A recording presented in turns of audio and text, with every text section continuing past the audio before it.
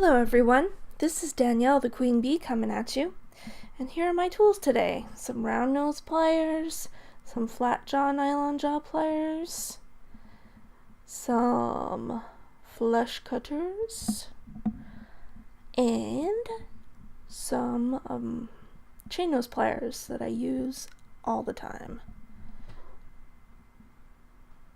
And my cabochon today is a piece of moss agate that has some pink in it. It's really, really pretty. And just as a warning, today's video is different. Oh, I'm using 20 gauge copper, let's not forget. And 26 gauge copper, like I always do. Today's video is quite an adventure. I had an idea in mind to use this moss agate piece for a really cool looking wrap that I've seen on Pinterest, and I was so stoked. And it was like a Pinterest fail moment, you know, those videos where they're like, Pinterest fail, you know, nailed it. Yeah, I did not nail this design, so you'll see me try it and see me not try it. So there's my really skinny, thin cab. Isn't it nice? I love it. It's so really cool. It's so earthy. And the measurements are 30 by 39 by 5, or 34 carats. The 30 by 39 is pretty accurate. The 5 millimeters is not even remotely right. It's more like maybe 2 or 2.5 millimeters. Now, we get the color bars because my first attempt at this project that I wanted to do was just laughably bad. So here I am. There's the mush that was the beginning of what I really wanted to do. And here I am trying to do it again with some 20 gauge copper. I'm really trying to get this to work, and it's just like so not. Nothing I did worked. So here I am being frustrated, and I'm straightening out my copper because I bent a whole bunch of it. See, there it is. No. I can only laugh at myself. If you can't laugh at yourself, then, you know, who can you laugh at? So, yeah. It was no bueno. So, I decided, alright, fine. I'm gonna do something I know how to do, and think about how to do that other design for another time. So, I'm gonna do a Tree of Life pendant. So, what I'm doing is I'm taking my cab, and I'm taking a straightened out piece of copper, because I don't want to waste it, and making like a frame that fits around, or slightly smaller, I should say, than the cab, so that it can sit on top of it. It's not really supposed to... I mean, you could make it so it sits beside it, but that would just be a different look. I prefer mine to be kind of hidden away. But, I mean, like I say, don't stress over this. I know in a perfect world we would like our wire to be, you know, just this perfect teardrop shape that fits perfectly behind the cab. But, I mean, that's just not how it is. So, I'm twisting those two ends to kind of maintain that general shape and the, you know, general scale that we're working with. But as you'll see later on, it's okay if it doesn't want to work, like it doesn't want to fit exactly right. You can tweak that later. So I've cut some of my 26 gauge copper. I've cut some long lengths of it. They're about 8 to 10 inches long. I did not measure them so they were all the same. You could if you'd like to, but I think, well, we're making a tree, so it's supposed to look organic. I mean, you could have a very orderly, rigid tree if you like, but I like to keep mine a little more organic looking. Any of you who know me know that I don't like to take it all so seriously. So, if you've ever made a tree of life before, you'll know what I'm doing. I'm just taking the wire, the thin wire, and wrapping it around once or twice around the 20 gauge frame that I made first.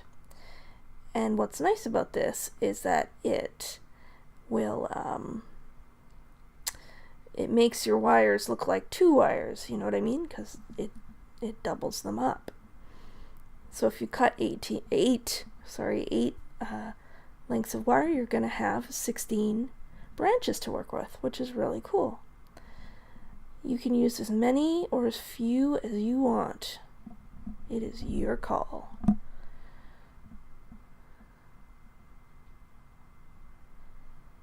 So I'm just going to do that. Trying to keep any serious kinks out of the wire for the moment. Later on, it's all about making the wire a little bit nuts and crazy. But for when you're starting, try and keep it as smooth as you can. And that's just so that you have more options. You have greater options. So here are all my lengths of wire attached. And it's kind of a crazy, bizarre looking thing. But what I am going to do now is I'm going to start kind of separating out the single lengths that I want to work with, kind of spreading things out, getting the lay of the land a little bit here. And I've picked out a couple of lengths, and I'm going to put some Swarovski bicones on my tree. They are 2.5 millimeters. They're little wee ones. Because too big of a bead on the front with the stone in the back, it's a little bit chunky and bulky and clunky. You like all my adjectives there? And I don't like that look personally, so that's why I'm using my smallest crystal beads. But what's cool about this is you can use your birthstone beads, like your birthstone color, or the actual stone if you have a stone that's reasonably affordable. So there's some pink crystal on there, Padparadscha it's called. And I've got a few colors. I've got that pinky color, I've got a jet black color that's got an aurora borealis coating on it, so it actually looks kind of bluey, mirrory. There it is right there in the middle.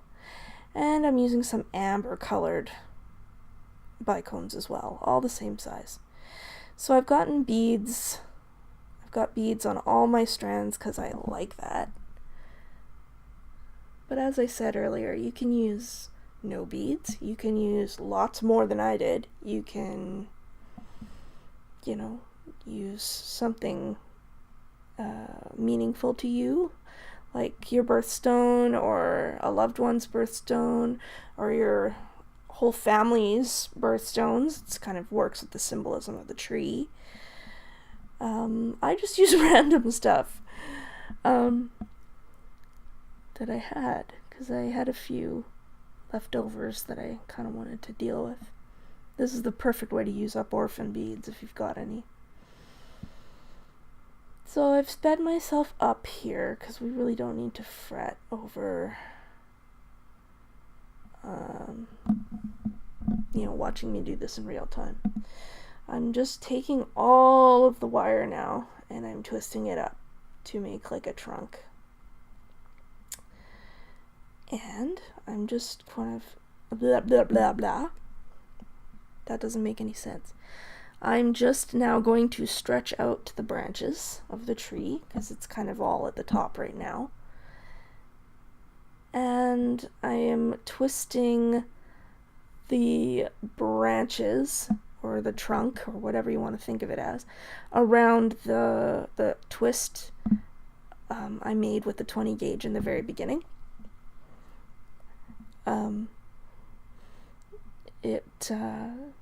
It looks, I don't know, it's a good way to secure it. And before long here, I'm gonna start securing the cabochon inside there. How am I going to do that, you ask? Well, I'm going to take all of that length there that I've got at the bottom, and I'm going to twist it back and up and around and through. And that can be easier or more difficult, depending on what kind of stone you're using. If you're using a translucent kind of stone like me, you're gonna need to concentrate all your wrapping towards the bottom, and not have it kind of going to and fro all over the back, because you'll see it and it'll just look strange. Even though this is a pretty easygoing wrap, that's the one sort of rule I stuck to with this, is just try and wrap it as close to the bottom as I can. And as you go, like the first few are kind of tricky, and sometimes you'll pull too tight and you'll push the stone out. It's really annoying at first, but have faith. Trust me, it gets easier. The cab gets more secure with each wire that you wrap around the frame at the back. And here's some progress.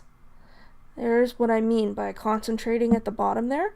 That's what I was doing, so that you don't see any kind of extraneous wire at the back. And you'll also start seeing me kind of bring some of the length around to the front. And I'm even going to add some of my last little tiny padparacha bicones. They're teeny tiny, because I've had them for a long while and just sitting there doing nothing, so I figured why not use them all up and order up a new batch if I need to. But I've got so many crystals. It's embarrassing how much crystal I've got, whether it be bicones or Swarovski cabochons, or it's just ridiculous. So I'm not planning on ordering any Swarovski for quite some time. Anyway, I'm just sort of working with the wires and stringing on bicones as I go, and wrapping and tightening things up. As you can see, the cab is pretty darn secure in there now. It's not moving around as I'm working, which is perfect. At this point, you do not want it to be moving. So I'm just pulling wires and twisting them around and making like a root system for the tree. Here I am, all Joe Gardener here. A root system. I am the worst gardener in the world. So that's why I make mine out of metal. I can do that. So you'll see at the back now, my frame that I made at the very beginning, I'm kind of pulling on it in places to kind of cinch it behind the cab. And it is, by the time I'm done, like, look at it, it's more like a heart shape now than a teardrop. And you know what? That's okay. It does not matter. This kind of jewelry is meant to be a little more on the organic side. So there's no need to be picky about that or beating yourself up about that. That's just silliness. So now I'm going back through and I am pinching and pulling and bending the tree's trunk and the roots and the branches and everything. It's very, very cute. I'm happy with this when it's all done. Which I will warn you, unfortunately, my camera battery just up and died. So, and you know why it died? Because I spent a long time recording those failed attempts earlier in the video. I cut everything out so you wouldn't have to watch it all, because it was rather long, but I didn't have the chance to recharge the battery. So you're not going to see me, totally finish it. But that's alright, you'll see the photo montage I made at the end. So you'll get the idea. The rest is just basic wire wrapping. So I'm just going to wrap this little short 20 gauge piece around and use that last length to make a wrapped loop. And you'll see I'm going to add some dangles, just some wire wrapped 4mm bicones as some cute little dangles. And that will be, and some jump rings at the top to make like a sort of bail. And that's basically it. So my camera is going to cut off pretty soon here. There's my loop. And I think you get to see me start wrapping it. And then that's the end of the actual video. I apologize for that. That sucks. But that's life. Alright. So here's the photo. As you can see, I just made some simple wrapped loops at the bottom and added bicones just for some added interest. There was nothing left for that wire to do, so I thought, why not make a dangle? And I made a couple of jump rings that I put on at the very top there, so I can link a chain through it or a neck strap. Anyways, thanks for watching, guys. Please do like and subscribe. That would mean a lot to me. And I hope to see you very, very soon with the next video. Talk to you soon. Bye!